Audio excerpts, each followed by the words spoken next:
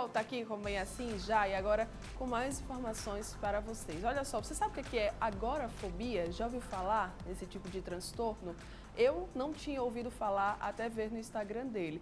E eu chamei ele aqui para a gente poder conversar e explicar muito mais sobre esse assunto. Gustavo Almeida, psiquiatra, muito bom dia. Seja muito bem-vindo aqui ao Bem Assim. Nunca tinha ouvido falar da agorafobia. Certo. Realmente, é um transtorno que acomete muita gente, mas que pouca gente sabe o que significa, né? Na verdade, a gente tem aí uma variação dos transtornos ansiosos e dentro dos transtornos ansiosos, com essa sintomatologia, aparece a agorafobia, né? Que é formado pela junção de dois radicais gregos, certo? O ágora, que era praça pública naquela época, onde se comercializavam as coisas nas praças abertas, e o termo fobia, né, que quer dizer medo. Então, esse medo de lugares públicos, lugares abertos, inicialmente era a denominação do transtorno da agorafobia, tá? Só que hoje esse transtorno ele engloba um espectro mais amplo de comportamentos, não só o medo de locais públicos, mas também outras situações que a gente vai estar falando aqui. É preciso ter uma história por trás do transtorno? Olha, você tocou num assunto muito interessante. Por quê? Na maioria dos transtornos mentais, a gente não consegue isolar um agente causador, tá? Mas no transtorno da agorafobia, a gente sabe que comportamentos dos pais acabam também sendo um possível fator de risco para o desenvolvimento do quadro, como, por exemplo, pais superprotetores, que acabam expondo a criança sempre a situações de medo, evitem ir para tal lugar porque algo de ruim vai acontecer, né? Evitem um avião, ou então comentam muito o avião dentro de casa e os acidentes aéreos com números de mortos, ou seja, o comportamento do pai e da mãe pode fazer com que a criança cresça com esse medo e evite se expor a essas situações. Mas fatores genéticos também são importantes, traços da personalidade da pessoa e exposição a algum evento desagradável também pode causar. Por exemplo, uma pessoa que tem medo de elevador. Então, Mara, essa pessoa pode ter se exposto a alguma situação desagradável nesse contexto. Por exemplo, está subindo o elevador de um prédio, o elevador lotado e acaba tendo uma pane elétrica no elevador. Ou seja, essa pessoa pode começar a desenvolver um comportamento de esquiva com essa situação, né? Eu atendo pacientes no meu consultório e olha que eu trabalho no 8º andar. Então, tem pacientes que sobem de escada porque não suportam o ambiente fechado, né? Agora, a gente sabe que esse termo de ter medo de ambientes fechados, a gente pode falar de uma claustrofobia, que popularmente é mais conhecido. Mas a claustrofobia, se você parar para pensar, é uma variação restrita da agorafobia, tá? Então, a pessoa vai ter um medo de se expor a essas situações por um evento prévio, por todas essas junções de fatores que eu acabei de falar e começar a ter ataques de pânico nessas situações. Ou seja, uma das principais características da agorafobia é ela estar intimamente relacionada ao transtorno do pânico, porque os ataques de pânico vão ser a sintomatologia que essa pessoa vai apresentar durante as crises de agorafobia. Era isso que eu ia perguntar. De toda forma, não é a mesma coisa, né? Não. São diferentes. Como que a gente consegue identificar essa diferença entre, por exemplo, a síndrome do pânico, o ataque de pânico, a agorafobia, a claustrofobia? É difícil, mas é por aí. É difícil, viu? É isso aí que vocês estão entendendo. Pois Como é que a gente consegue, Guga, fazer essa diferença entre essas três variações? Bom, o transtorno do pânico, certo? Ele é uma situação que vai englobar o ataque do pânico, ou seja, o ataque do pânico é uma sintomatologia desse transtorno. Sendo que esses ataques no transtorno do pânico ocorrem de maneira inesperada e sem algum evento desencadeante. Por exemplo, o paciente pode estar em casa, tranquilo, e de repente desencadear uma crise de pânico. Essa crise de pânico vai ser caracterizada por sensação de sufocamento, o coração vai acelerar muito, a pessoa vai ter medo intenso de perder o controle ou de enlouquecer, vai ter sudorese, tremores, ou seja, uma situação muito desagradável, mas autolimitada, que dura alguns minutos e passa, e ocorre novamente e passa e merece um tratamento, tá? Então, o transtorno do pânico é isso. O ataque de pânico é essa sintomatologia. O ataque de pânico não necessariamente, se acontecer na pessoa, a pessoa tem um transtorno do pânico. A pessoa pode ter uma agorafobia. Qual é a diferença básica entre o transtorno do pânico e a agorafobia?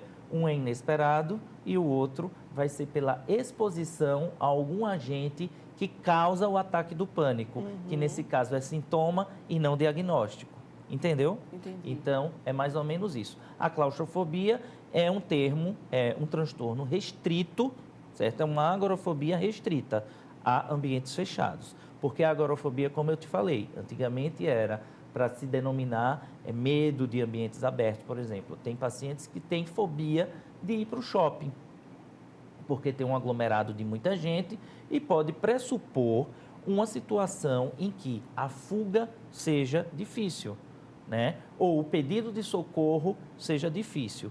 Por exemplo, outra característica importante. Aqui em Alagoas a gente não experimenta muito disso, mas nos estados do Sudeste, do Sul, onde tem aquelas questões dos pedágios e tem telefones espalhados a cada 1 ou 2 quilômetros, isso facilita a vida das pessoas com agorafobia, porque tem gente que não consegue se locomover em estradas se não tiver a possibilidade de pedir socorro. De ter esse contato, De ter esse contato. Então, é isso. É essa dificuldade, essa impossibilidade que a pessoa enxerga nessas situações de fuga ou pedir socorro ou se livrar daquela situação, certo? Então, é isso. Agora, tem várias outras coisas que podem acontecer também, não só a questão do elevador, mas a questão do avião. E muitas vezes essas fobias mais específicas podem se agravarem num quadro de agorafobia mais amplo. E qual é aquele sintoma da agorafobia que a gente consegue identificar, imaginar, se pensar, olha, eu acho que você talvez deva estar com esse transtorno? Porque a gente vê que se assemelha muito aos outros, né? Mas tem algum ali que seja mais específico? Por exemplo, eu tive um evento, vamos supor, em que eu estou dirigindo numa avenida muito congestionada, como a Avenida Fernandes Lima, e está difícil eu sair dessa situação. Ou eu estava dirigindo nessa situação e tive um ataque de pânico nessa situação. O que é que eu vou fazer? Eu vou começar a evitar me expor à Avenida Fernandes Lima num congestionamento, certo? Então, essas pessoas que não suportam lugares em que a fuga seja difícil, são pessoas agorafóbicas, certo? Que precisa ver um tratamento adequado, lembrando que o tratamento nunca é só medicamentoso. Tem que haver a combinação de um tratamento com terapia cognitivo-comportamental, nesse caso, de uma dessensibilização, ou seja, com técnicas apropriadas, o terapeuta vai expor a pessoa a determinadas situações para haver uma dessensibilização, porque essas pessoas apresentam muitas vezes uma superestimação, certo, de eventos negativos. Essa situação que eu acabei de citar na Avenida Fernandes Lima vai ser superestimada negativamente pelo paciente, ele vai ter uma distorção cognitiva em relação a isso, tá? E ele vai evitar essa situação, tá? Então, são situações em que dá para perceber que a pessoa evita, por exemplo, o elevador.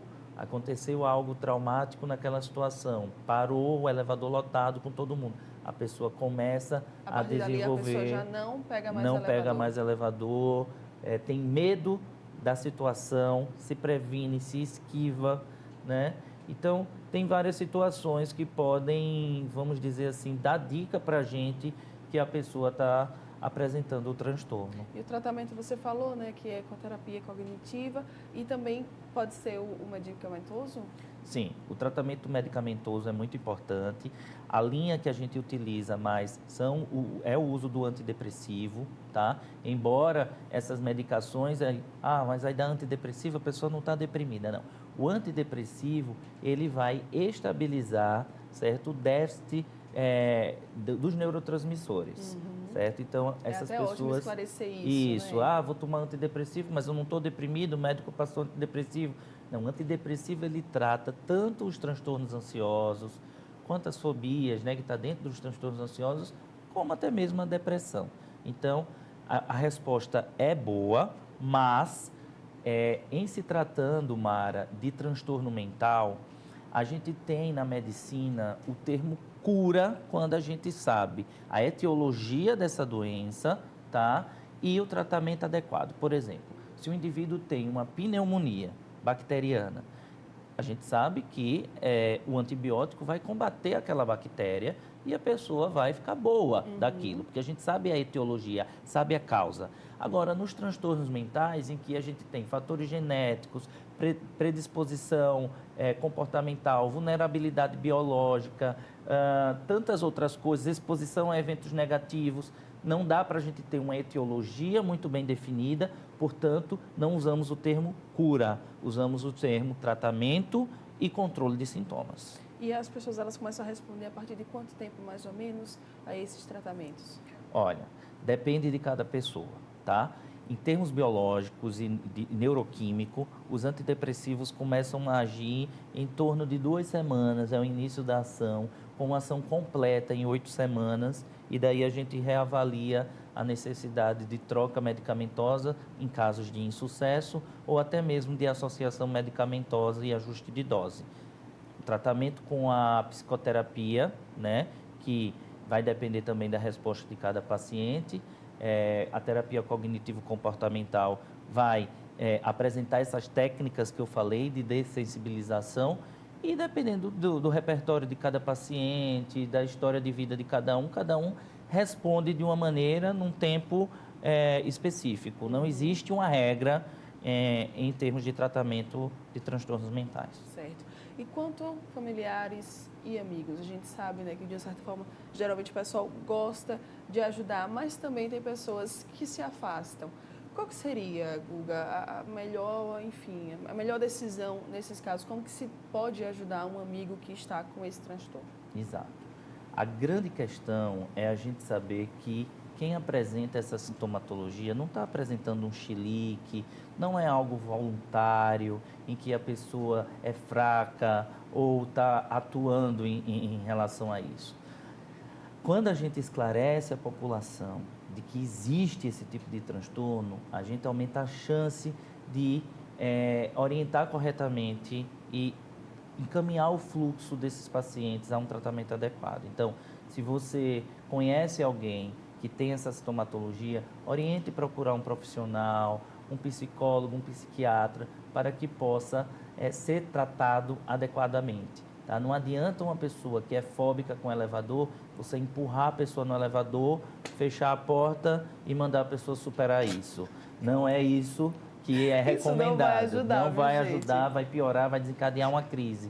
Mas tem gente, Mara, que por mais cômico que pareça, tem gente que acha que a exposição tem que ser de uma maneira irresponsável.